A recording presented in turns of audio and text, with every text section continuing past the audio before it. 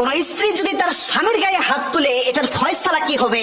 এই স্ত্রীকে নিয়ে কি সংসার করা ঠিক হবে নাকি স্ত্রীকে ছেড়ে দেওয়া উচিত? স্ত্রী যদি তার স্বামীর গায়ে যদি হাত তোলে তাহলে তার বিপরীতে কি হবে? চলুন আজকে শুনি আমরা হুজুরের কাছ থেকে।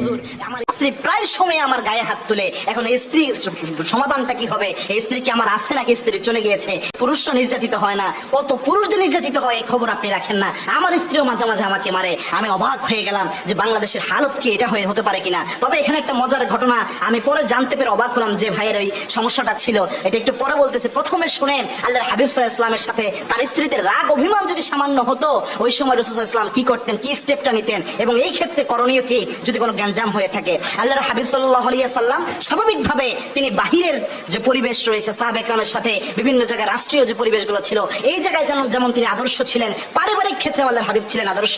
অর্থাৎ রাসূল সাল্লাল্লাহু আলাইহি ওয়াসাল্লামের জন্ম থেকে মৃত্যুর আগ পর্যন্ত পুরোটা জীবনই ছিল রাসূলের আদর্শ। এবং কি মা আয়েশা সিদ্দিকা রাদিয়াল্লাহু তাআলা আনহা বলছেন আল্লাহর হাবিব সাল্লাল্লাহু আলাইহি ওয়াসাল্লাম আমাদের উপর কখনো রাগ করতেন না, ওইভাবে অভিমান করতেন না। তবে আল্লাহর হাবিব সাল্লাল্লাহু আলাইহি ওয়াসাল্লাম আমরা যদি কখনো অভিমান করতাম তার উপর অভিমান ভাঙানোর জন্য আল্লাহর হাবিব সাল্লাল্লাহু আলাইহি ওয়াসাল্লাম সবচেয়ে বেশি চেষ্টা করতেন। এবং আল্লাহর হাবিব সাল্লাল্লাহু আলাইহি ওয়াসাল্লাম ঘরের পরিবেশে যে কোমল আচরণ করতেন, যখন রাসূল ঘরের মধ্যে প্রবেশ করতেন মনে হতো জান্নাতের শীতল বাতাস ঘরের দিকে প্রবাহিত হচ্ছে।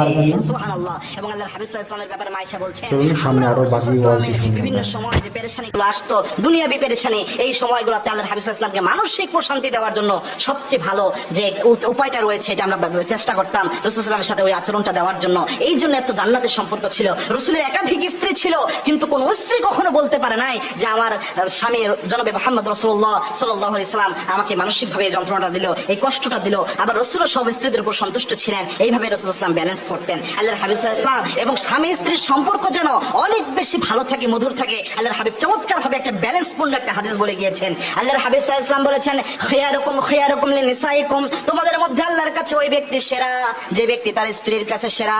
আবার তোমাদের মধ্যে ওই নারী আল্লাহর কাছে সেরা যে আল্লাহ বলেছেন হুন্না লিবাসুল লাকুম ওয়া আনতুম লিবাসুল লাহুন্না, অর্থাৎ স্বামী স্ত্রীর পোশাক, স্ত্রী হচ্ছে স্বামীর পোশাক।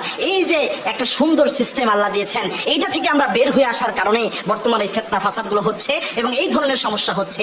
ওই ভাইয়ের ব্যাপারে পরে জানতে পারলাম, ওই ভাই যখন আমাকে বলতেছিল যে হুজুর প্রায় সময় গায়ে হাত তুলে, তিনি লাউড স্পিকার দিয়ে শোনাতে যাচ্ছিল তার ওয়াইফকে যে হুজুর দেখো কি বলে। এটা যখন আমি বলতেছিলাম তার ওয়াইফ পাশ থেকে বলতেছিল যে হুজুর সে আমাকে এত প্রচন্ড নির্যাতন করে, এত মারধর করে, ছোট্ট ছোট্ট বিষয়গুলোতে আমার সামনে অনেক সময় এত বেশি রিঅ্যাক্ট করে আর আমাকে মারধর করে, অনেক সময় আমি সহ্য করতে না পেরে আটকাতে যে হয়তো আমার দুই একটা টাচ পড়ে যায়, এর ছাড়া এর বাইরে কিছু না। স্বাভাবিকভাবে বেশি স্বামী ভক্ত হয় এবং সহনশীল হয়, কিন্তু অনেক জালেম জুলুম এত বেশি করে অনেক সময় হয়তো সহ্য করতে পারে না। তবে তবুও মা বোনদের বলবো, আল্লাহর পৃথিবীতে যত মানুষ আপনার জন্য আল্লাহ রাব্বুল আলামিন দিয়েছেন, এই দুনিয়ায় যত মানুষ দিয়েছেন, এর মধ্যে আপনার কাছে সর্বশ্রেষ্ঠ ব্যবহার পাওয়ার হকদার হচ্ছে আপনার স্বামী, আপনার হাজবেন্ড। এবং আল্লাহর হাবিব সাল্লাল্লাহু আলাইহি ওয়াসাল্লাম বলতেন কোন নারী যদি জানতো স্বামীর কি পরিমাণ হক রয়েছে, তাহলে ওই নারী এমন করতো যে তার স্বামীর যদি পুজো হতো শরীরে তাও সে গাল দিয়ে পরিষ্কার করতো। আবার আল্লাহর হাবিব সাল্লাল্লাহু আলাইহি ওয়াসাল্লাম আরেক হাদিসে বলছেন যে নারীরা যদি জানতো এবং যদি এটা জায়েজ থাকতো, দুনিয়ার কোন নারীদেরকে আমি বলতাম,